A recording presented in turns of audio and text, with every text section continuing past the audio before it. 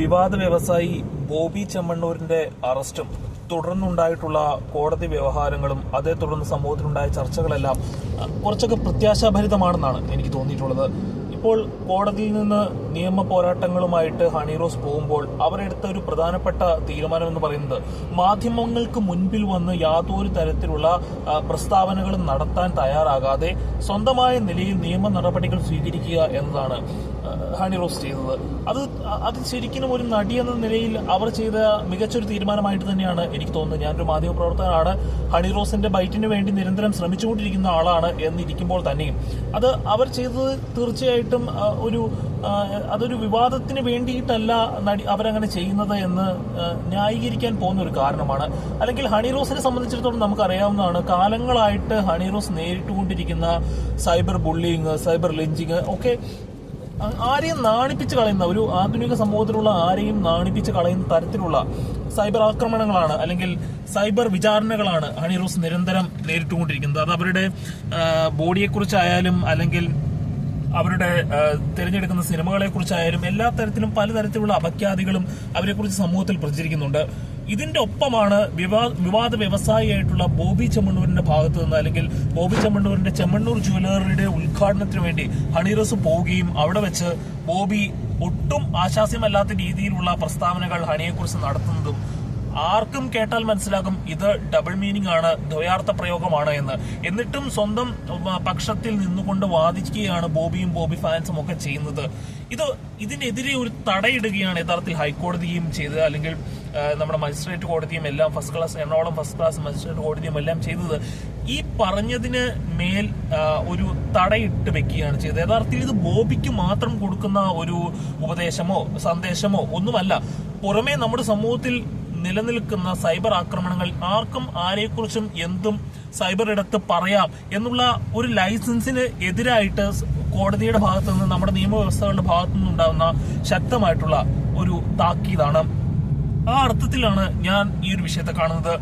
അതോടൊപ്പം തന്നെ നമ്മൾ കാണേണ്ട അങ്ങേയറ്റം ഞെട്ടിക്കുന്ന ഒരു കാര്യം എന്താണെന്ന് വെച്ചാൽ, ബോബി ഫാൻസ് എന്ന് പറഞ്ഞ് ചമഞ്ഞു നടക്കുന്ന ആളുകൾ അല്ലെങ്കിൽ PR വർക്കിന്റെ ഭാഗമായിട്ടൊക്കെ ഫണ്ടഡ് ആയിട്ട് സംസാരിക്കുന്ന ആളുകൾ നിരന്തരമായിട്ട് ഈ ഒരു വിഷയത്തിൽ പ്രതികരിക്കുവാൻ എത്തി എന്നുള്ളതാണ്. അതിൽ പ്രധാനപ്പെട്ടത് രാഹുൽ ഈശ്വറിന്റെ വാദഗതികളാണ്. രാഹുലിനെ നമുക്കറിയാം, അദ്ദേഹം ഒരു വക്കീലാണ്, നിരന്തരമായിട്ട് ചാനൽ ചർച്ചകളിലെല്ലാം പങ്കെടുക്കുന്ന ആളാണ്. അങ്ങനെയാണ് എങ്കിൽ തന്നെയും ഒരേ സമയം പലതരത്തിൽ പ്രതിഭാഗത്തിന് വേണ്ടി വാദിക്കുവാനുള്ള ചാരുതയാണ് അയാൾ നടത്തിക്കൊണ്ടിരിക്കുന്നത്. അത് വ്യക്തമായി നമുക്ക് മനസ്സിലാക്കാൻ സാധിക്കുന്നതാണ്.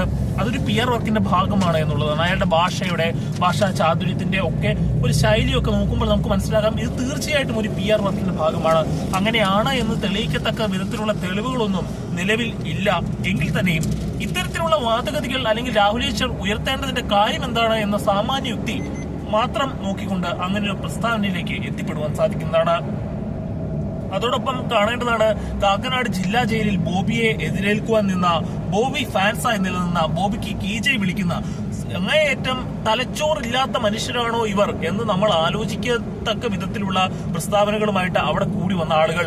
അതിൽ പലരും പടക്കം പൊട്ടിക്കാനൊക്കെയാണ് ബോബി ഇറങ്ങി വരുമ്പോൾ പടക്കം പൊട്ടിക്കുക, മാലയിട്ട് സ്വീകരിക്കുക എന്ന തരത്തിലുള്ള ഒരു നടപടിയായിട്ട് മുന്നോട്ട് പോകുമ്പോൾ പോലീസ് പിന്നീട് അതിനായിട്ട് എതിർക്കുന്ന ഒരു സാഹചര്യമാണ് ഇന്നുണ്ടായത്.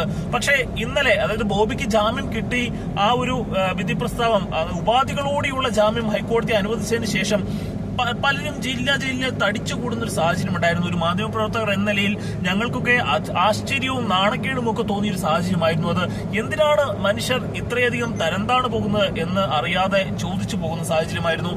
അങ്ങനെ ഉള്ളപ്പോഴാണ് ഇപ്പോൾ ബോബി ഒരു ഇരയാണ്, ഇരവാദം ഉയർത്തേണ്ടത് ബോബിയാണ് എന്നൊക്കെ പറഞ്ഞുകൊണ്ട് ഈ അഖില കേരള പുരുഷ അസോസിയേഷന്റെ ഭാരവാഹികൾ, ഒരു മുടി നീട്ടിയ ആളൊക്കെ വന്നിട്ട് ബോബിക്ക് വേണ്ടിയിട്ട് ഘോരഘോരം വാദിച്ചുകൊണ്ടിരിക്കുന്ന സാഹചര്യങ്ങളാണ് കണ്ടത്. ഇത്തരത്തിലുള്ള പ്രസ്താവനകൾ നടത്തുന്നവരുടെ സാമൂഹ്യ മനസ്സ് എത്രമാത്രം അധപ്പതിച്ചിരിക്കുന്നു എന്ന കാര്യം ഒരു വേള ആലോചിച്ചു പോകേണ്ടതാണ്.